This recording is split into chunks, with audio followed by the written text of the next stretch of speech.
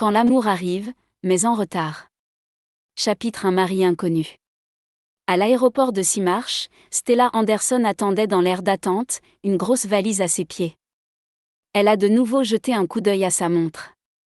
Cela faisait 30 minutes qu'elle était descendue de l'avion. Et pourtant, le mari avec lequel elle s'était mariée il y a un an n'était nulle part en vue.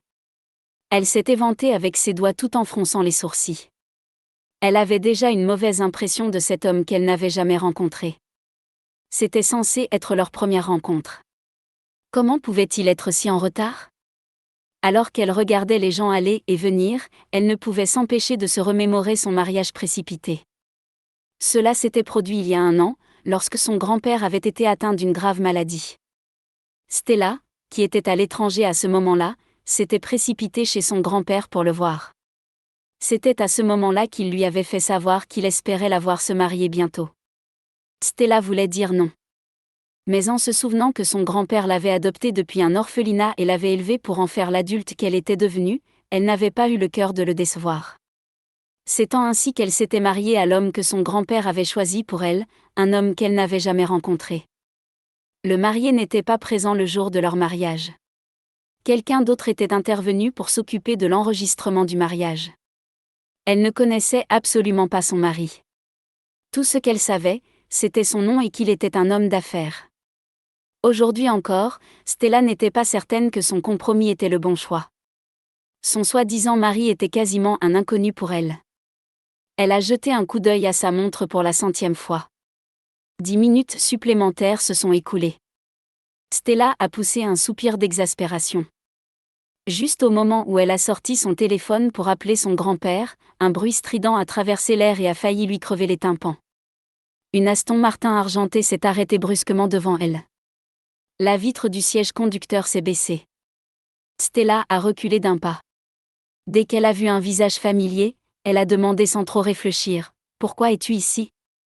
Au volant, se trouvait la dernière personne qu'elle s'attendait à voir, son cousin, Oliver Palmer. Mais c'est quoi cette question ? Je ne mérite même pas un bonjour, a dit Oliver tout en se serrant la poitrine, comme s'il était vraiment blessé. Après être descendu de la voiture, il a fait la moue. Ton retour est si important. Nous ne nous sommes pas vus depuis longtemps. En tant que cousin, je n'ai pas pu résister à l'envie de venir te chercher.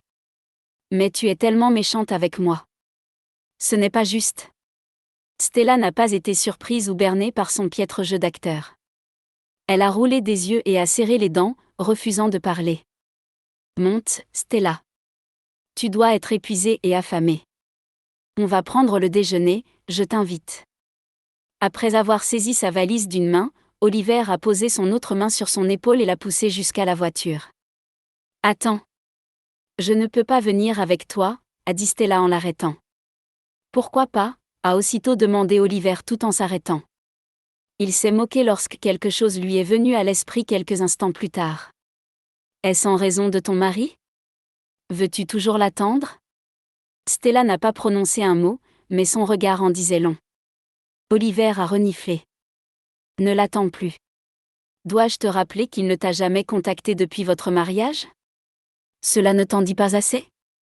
Stella ne savait plus où donner de la tête. S'il voulait vraiment venir te chercher, il se serait montré avant moi. Comment peux-tu faire confiance à un homme qui t'a complètement négligé pendant un an, a ajouté Oliver d'un ton plus sarcastique. Après un moment de silence, Stella a rétorqué : mais grand-père a dit que Maverick viendrait me chercher. Elle pensait que Maverick tiendrait parole puisqu'il avait promis à son grand-père. Se massant l'arête du nez, Oliver a poussé un soupir d'impuissance. Même si tu veux toujours l'attendre, tu n'es pas obligé de rester sous le soleil. Monte dans la voiture. Il fait chaud, j'ai allumé la clim. Alors qu'ils discutaient tous les deux, une grande silhouette est apparue dans la foule et se dirigeait vers eux. Matthew Clark était en train de parler au téléphone. Je suis déjà à l'aéroport. Prends tes médicaments maintenant. Une voix féminine douce s'est fait entendre à l'autre bout de la ligne. N'oublie pas qu'Ella est vêtue d'une robe rouge aujourd'hui. Elle a de longs cheveux bouclés. De plus, sa valise est noire. Je l'ai déjà vue, grand-mère. Maintenant, peux-tu arrêter de t'inquiéter ? Les yeux de Matthew se sont fixés sur le duo qui se trouvait à quelques mètres de là. Il a instantanément froncé les sourcils. Il y avait une femme qui correspondait exactement à la description faite par sa grand-mère, même la couleur de sa valise. Mais elle venait juste de monter dans la voiture d'un homme qui lui tenait la portière. Le ton de Matthew est soudain devenu froid. « Je dois y aller, grand-mère. Je te parlerai plus tard. » Le visage de Matthew s'est aussitôt assombri. Au même instant, une lueur glaciale a surgi dans ses yeux profonds. Après avoir rangé son téléphone, il s'est retourné et est parti. De retour dans sa voiture, la prise de Matthew sur le volant se resserrait tandis qu'il observait les deux personnes dans la voiture de sport. L'homme a tendu une bouteille d'eau à la femme. Alors qu'elle buvait, il lui lissait les cheveux avec tendresse. Bien que Matthew ne puisse pas voir son visage, cela n'avait plus d'importance pour lui. Il était bouillonnant à l'intérieur. Tout à coup, il s'est mis à rire de lui-même. Pourquoi trouvait-il cela surprenant ? Il aurait dû le savoir depuis bien longtemps. Sa prétendue femme avait quitté la ville pendant toute une année après leur mariage. Ils ne s'étaient jamais parlé, pas même au téléphone. C'était compréhensible qu'elle se trouve un petit ami. Matthew a pincé ses lèvres d'un air sinistre. Il a sorti son téléphone et a tapé un message. Dès qu'il a appuyé sur envoyer, il a démarré sa voiture et a accéléré à grande vitesse. Plus tard dans l'après-midi, Stella s'est habillée d'un simple et élégant costume d'affaires de couleur claire et s'est rendue au groupe Gloire. Le groupe Gloire constituait l'une des principales entreprises de la ville de Simmarsh. Les employés étaient, en quelque sorte, des élites de la ville. Stella est entrée dans le magnifique bâtiment qui abritait le siège du groupe. Grâce à son excellent curriculum vitae, elle a obtenu un poste de conseillère principale en relations publiques auprès du PDG, Matthew. La directrice du département des relations publiques, Luna James, a conduit Stella à la rencontre de Matthew. Sans que Stella ne le sache, l'homme pour lequel elle allait travailler était en fait son mari, Maverick. Matthew n'avait pas la moindre confiance dans les gens. Il avait utilisé son vrai nom, qui était moins connu, lors de la signature de son mariage.